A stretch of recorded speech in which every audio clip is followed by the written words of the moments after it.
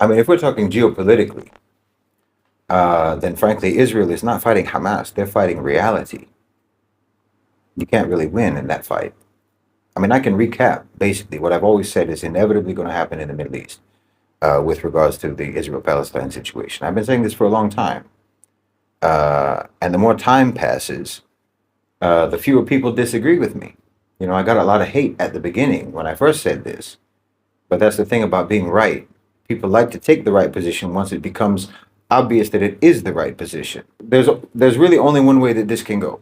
There's only one way it can go, and that's de-Zionization of Israel and their integration into the region. Their decoupling from America and basically a transfer of their dependency to the Gulf.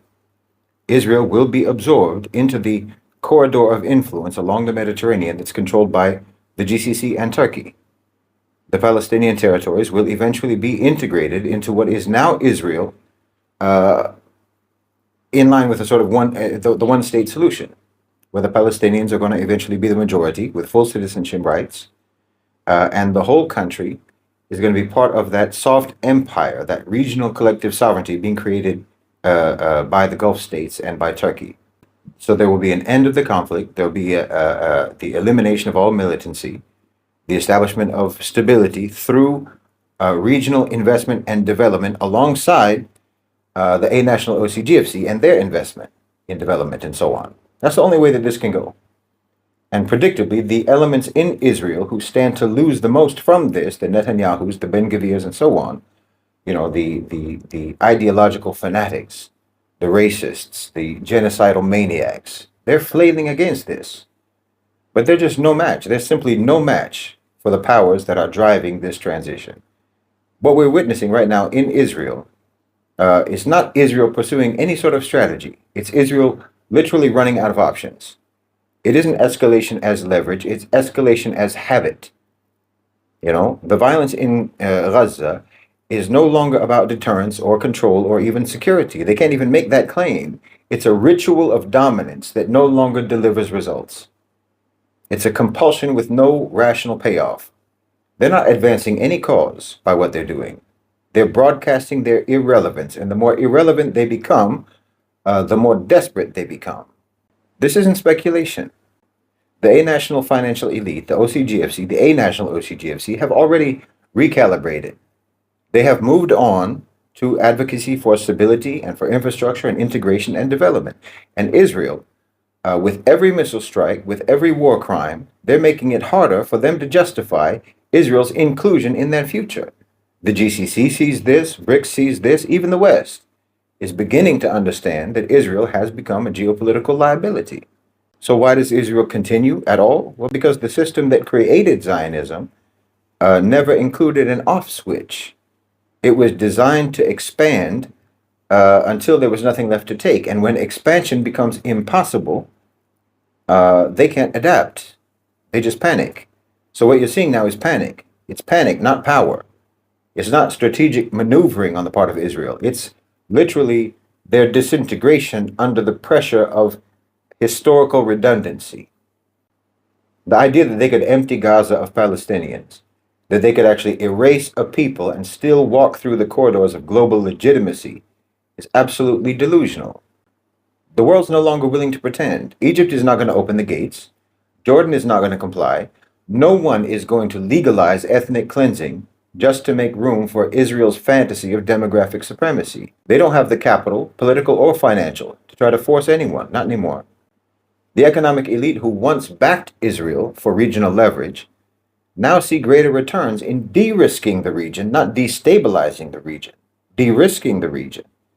The GCC states are building a future for themselves and for the whole region, and they can't afford to mortgage all of that on a client that no longer follows instructions. I'm talking about Israel. BRICS isn't beholden to Tel Aviv. The OCGFC are restructuring the whole global system, and Israel is rapidly being priced out of relevance. The genocide is not helping them, it's isolating them. It's not strengthening their state, it's hollowing their state out, which just makes them more vulnerable and more susceptible for domination. And the longer this continues, the more irreversible the fallout becomes. They should be able to see it, but they're too ideologically blind, because Zionism doesn't do moderation. It can't pivot to diplomacy or recalibrate its methods. It's a binary system, conquer or collapse. And now that it can't actually conquer, it defaults to collapse. This isn't the end of Gaza. It's the end of Zionist strategy. It has become morally indefensible. It has become economically unviable. It has become diplomatically corrosive and strategically incoherent. It no longer makes any sense in the world. The world has stopped pretending that it does make any sense. This genocide is not going to save Israel. It's not going to protect their security or revive their legitimacy. Quite the opposite. This is only going to mark the final chapter in a doctrine that mistook brutality for authority. But power and authority is much more complex than that. And I don't think anyone in the region has actually understood this better than the GCC.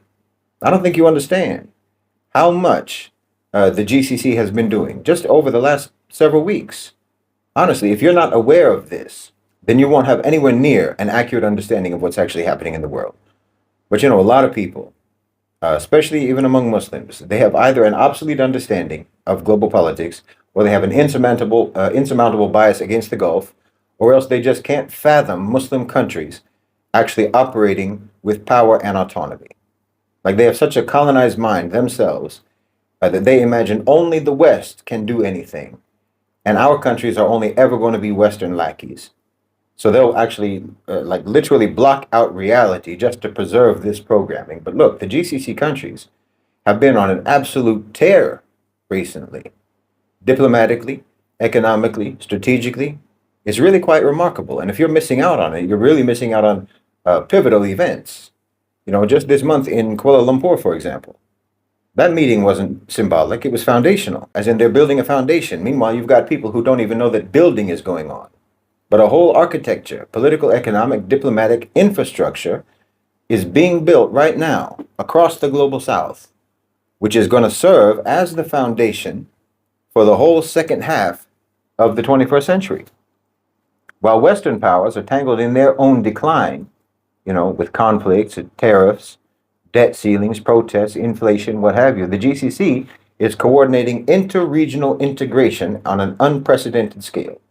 Like I said, you had that the second annual ASEAN GCC summit in Kuala Lumpur. It was the first ever ASEAN China GCC trilateral summit.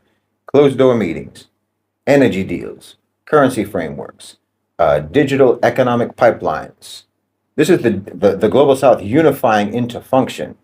You had Indonesia announcing their alignment with the Saudi peace plan, which is basically the official position of BRICS regarding Israel-Palestine, i.e., normalization with Israel, Indonesia agreeing to normalization with Israel on the condition of Palestinian statehood. And the Saudis have been going across Europe, lining up support for this, lining up support for recognition of a Palestinian state. Spain just recognized Palestine and halted all arms to Israel, banned all ships carrying arms to Israel from docking in Spanish ports.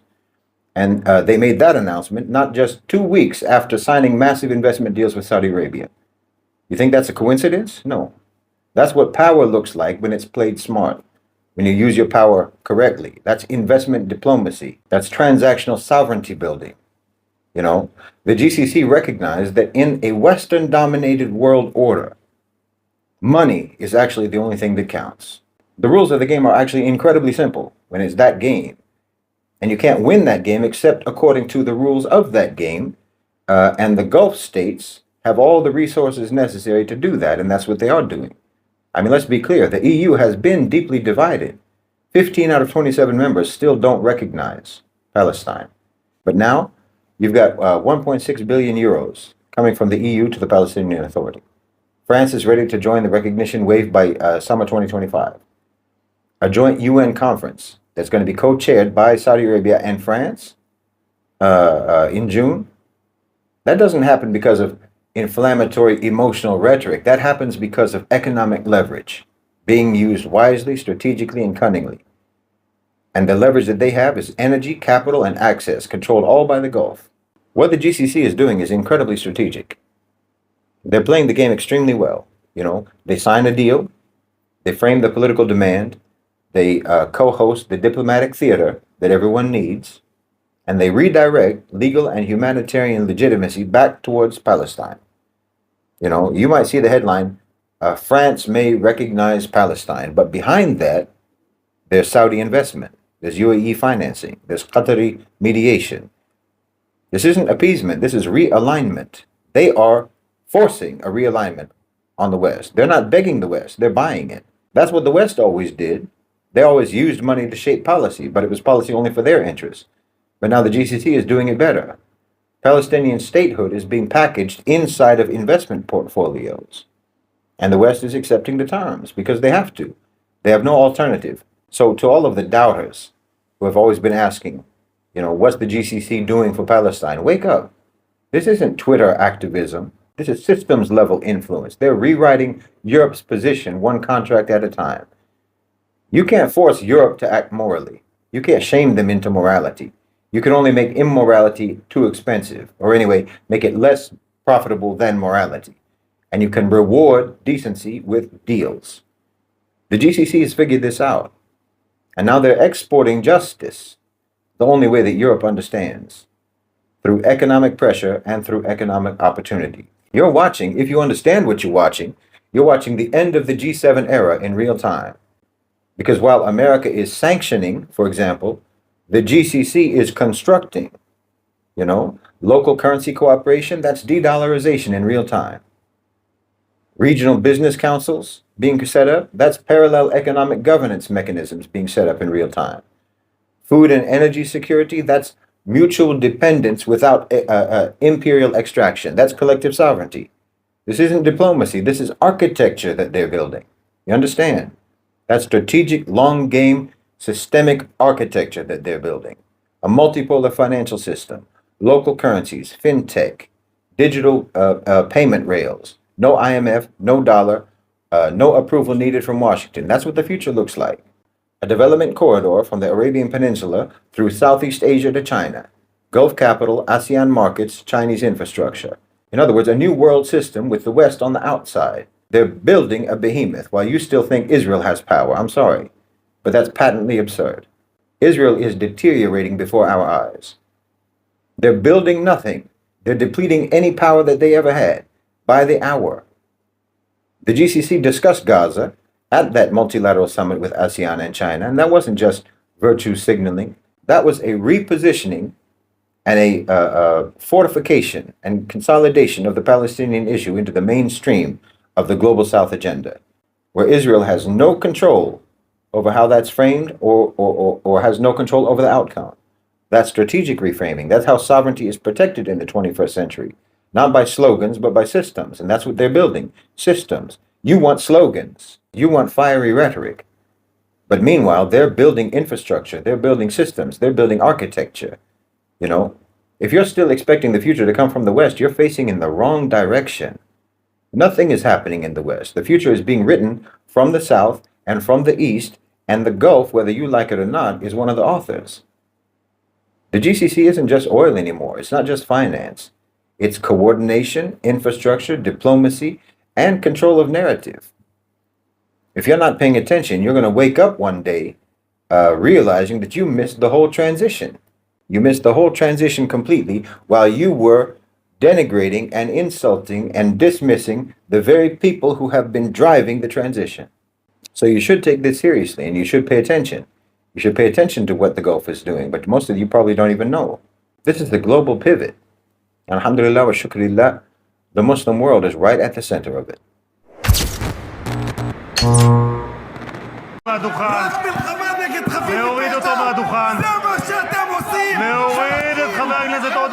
הדבר האחר שאני רוצה להגיד, שאתם לא יודעים כמה אני רואה אתכם חלשים. אתם אנשים חלשים. חלשים מאוד מאוד מאוד. אחרי שנה וחצי על מלחמה שהרגתם בה 19,000 ילדים, 53,000 תושבים, הרסתם את כל האוניברסיטאות, את כל בתי החולים, ואתם, אין ניצחון פוליטי. אתם מרגישים שאין ניצחון פוליטי, לכן משתגעים.